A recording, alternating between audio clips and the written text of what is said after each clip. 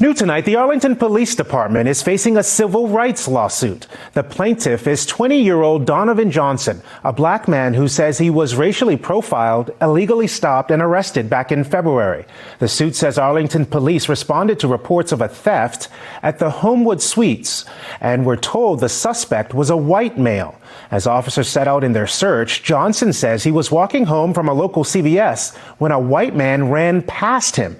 That's when officers allegedly took Donovan and the white male suspect into custody. Donovan says the entire incident was traumatic. He put his knee on my head, and then he was there for a good minute, and I was yelling, I can't breathe. And then I guess eventually another officer came, and that's when he finally let go. They picked me up and sat me down on the floor, and then another officer came to search me. We've reached out to the Arlington Police Department for a comment, but have not heard back yet.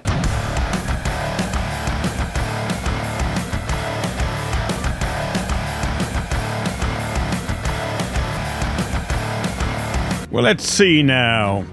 Didn't hear back from Arlington Police Department for a comment. Not surprising. The police powers of observation blow the mind of their training. They're looking for a white man. Instead, they accost and assault and threaten deadly force by having their gun drawn on that innocent man. One of the things I want you to understand, ladies and gentlemen, is when you see these things in the news or on YouTube or TikTok, Instagram, Facebook, the recordings of police criminal misconduct are a fraction of what actually occurs. Remember, 99% of it doesn't see a camera. Or even if it does, the police, if it's body cam footage, the police will delete it, or they won't give it out, or it will mysteriously disappear, or they'll say, oh, the camera's malfunction. This is insane. So let's read more about this here. Arlington police deny racial profiling claim. However, they say there was some policy that was violated. The man who filed a civil rights lawsuit said he was racially profiled, illegally stopped, and arrested. And this story is back in August 5th, 2022. And as relevant today as it was then. Continuing, 3 Arlington, Massachusetts police officers were disciplined following a February incident that sparked allegations of racial profiling and excessive force. The department said after a lawsuit was filed earlier this week. And if any viewers here can find a compilation of how many lawsuits nationally are filed against the police, that would be helpful. And I'll start doing some research on that as well. But in case anyone has already come across that, email me. I may email here. Continuing. While Arlington police deny that there is evidence to support a claim of racial profiling or excessive use of force, they said in a statement Friday that an outside investigation into the incident found that officers violated some department policies, which resulted in 3 officers being disciplined. What they failed to mention in this particular article, or this part of it, is that the police department paid for the outside investigation to take place. You think that's an independent investigation when you pay someone? Now, I want you to make sure that you are completely truthful for us, and if you find anything that we've done wrong, we will absolutely reveal that to the whole world. Not stop with this internal investigation garbage. External investigations are the only valid investigations, and they have to be done by people and or agencies that are constantly checked to make sure there is no, let's just say, funny business going on there. Stop this internal investigations. People who have been given the authority to use deadly force against us cannot investigate themselves. When's the last time you had, say, a nuclear power plant, and that there isn't actually an outside agency, but a nuclear power plant, privately owned, gets to investigate themselves? No, there's an outside agency that has to make sure that what they're doing is correct. Why have we allowed internal investigations? I mean, that's the biggest joke I've ever heard in the world. We investigate ourselves, and we are always going to find ourselves in the best light, and we will always have a few sacrificial lambs we'll throw to the we the people, so they think we're really, really honest. But they just throw people who they probably don't like or who maybe are sleeping with the chief's wife or something. But never, ever trust an internal investigation. And the only way we can have any transparency is external investigations, and not those paid for by the police agency that they're paid to investigate. Mind-blowing. Continuing. Well, Arlington police deny that there is evidence to support a claim of racial profiling or excessive use of force. They said in a statement Friday that an outside investigation into the incident found that officers violated some department policies, which resulted in 3 officers being disciplined. And by the way, what does that discipline mean? They were disciplined. Does that mean like they get a slap on the wrist? They get a slap on the cheek? They get a spanking? They get a good old-fashioned spanking with a good old-fashioned switch? No. Means this. Okay, my name's Sergeant Smith, and you are being disciplined right now by my words. Have you been sufficiently disciplined? Yes, I have, Your Honor. No, I'm not. I'm not a judge. I'm your sergeant. Yes, I have, Judge. I mean, Sergeant. That I have been sufficiently disciplined now, and can we continue? Yeah. Okay. Have a nice day. There we go. Nice, deep, disciplined conversation here. Continuing.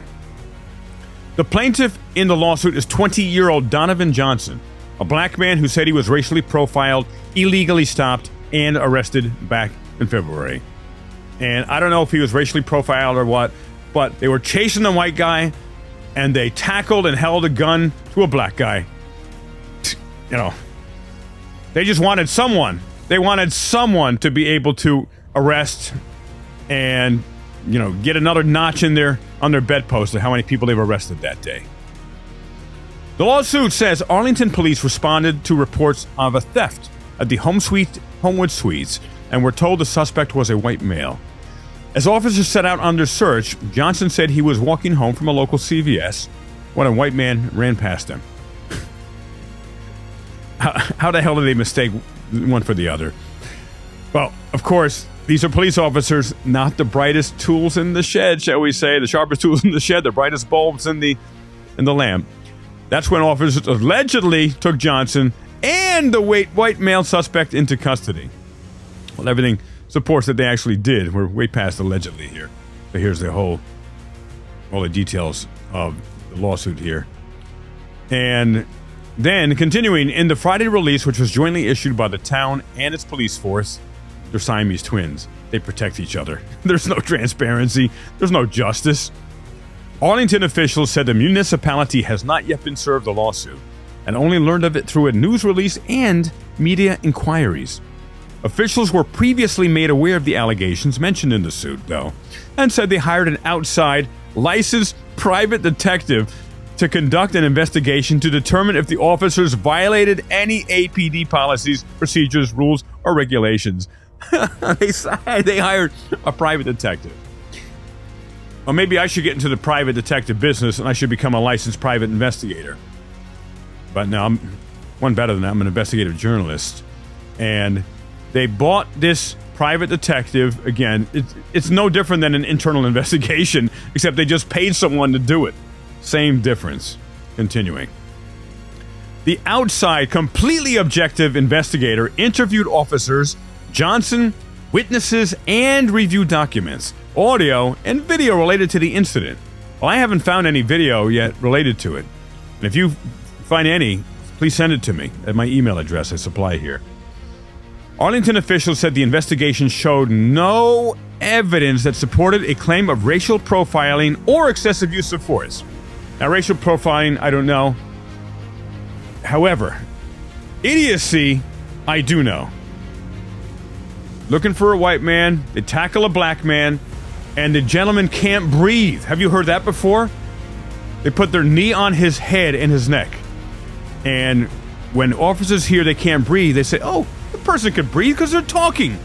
They are in respiratory distress. It doesn't mean their breathing is completely shut off, but they could die, and many times have, from that. And also, not only excessive use of force by tackling the guy, also drawing the gun, the service weapon, and pointing it at the man. This man, Donovan Johnson, was 1/16 of an inch trigger pull from being murdered. His crime? Walking home from a CVS, assuming he would be safe in his community, and that the police would have more than 3 or 4 brain cells to put together. This is so egregiously wrong, and there is no accountability. That's why we must end, you and I, through an organized fashion, qualified immunity. Gotta happen. It's gotta happen soon. As Martin Luther King once said, it is not that we are outnumbered, it is that we are out-organized. And I am organizing and bringing together other constitutional guardians, freedom fighters. We the people, you are part of that. You are part of this. We are taking back our freedoms, holding the government people, the police departments, the politicians accountable.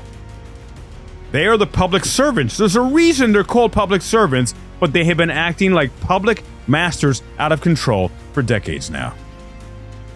That's not going to continue on my watch or your watch. Continuing. The investigation did find, however, that officers violated some department policies.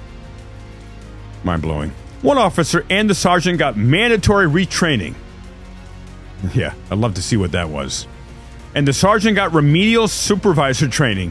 A third officer left the department. Well, not only should they all have left and been fired, but they should all have been arrested for assault and battery upon an innocent man. If you or I did that, we would be arrested so fast we wouldn't know what hit us, and rightfully so. But police are above the law, the only and original sovereign citizens. Continuing. 4 recommendations were given regarding training, retraining, and policy revisions that apply to all Arlington officers, which have been implemented. Those recommendations were not specifically outlined in Friday's news release. Of course, they're going to keep all those details close to the vest because there is no transparency. That's why always record the police. Always record the police. Always record the police. They're not going to be transparent. We have to do our best to do that. And even if nothing of conflict seems to be happening when you come upon the police in the course of their duty, record them. Because most of the time, it looks like an innocent nothing going on. Oh, it's just typical. There must be a bad guy. And suddenly it escalates because of the police. Now, again, I'm not saying there aren't bad people. There are. And those people do need to be stopped. But a huge amount of the interactions with police and the assault and harassments are innocent people like you and me, our family members. Continuing. The town of Arlington Police Department is committed to providing equal and fair justice. The town of Arlington Police Department is committed to lying and make you believe we are providing equal and fair justice. I know, it just comes over me. I gotta read the truth of what's behind that statement. To all its residents and visitors.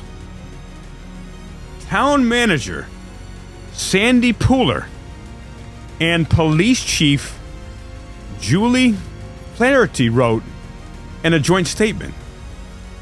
It trains its staff to administer justice without regard to race and conducts ongoing training in diversity, equity, and inclusion. Attorneys representing Johnson are apparently not satisfied with the results of the investigation. The unlawful conduct Mr. Johnson experienced is all too commonplace. Marion Albert, a staff attorney at Lawyers for Civil Rights, wrote in a release earlier this week. APD's internal investigation exposed flaws in the department training, but this lawsuit will ensure that APD makes meaningful and long-lasting policy changes. What a pile of bulgaka this is. As you know, Sandy Pooler was engaged, not to be betrothed, but engaged in conversations with Accountability for All, Josh, when Josh did an audit of that town. And Sandy Pooler is about as alpha as a newborn baby. I don't trust a thing when it comes to him acting like a leader or talking about leadership things or accountability or we do the right thing. Don't trust him as far as anyone can throw him if he was on a trampoline. We need to create police reform collectively and individually, ladies and gentlemen, and we will do that. Make sure, as part of the process, call Senator Schumer and Senator Tim Scott. The calls you make will make a difference. Tell them you are demanding police reform and that it be made the #1 domestic issue of our time. We need to bring the police and the police culture to heel. They need to become the servants of we the people again, and not the masters as we have allowed them to be. Thank you for your support. Thank you for watching this video. Please subscribe to my channel. Till next time, I appreciate you, and always record the police.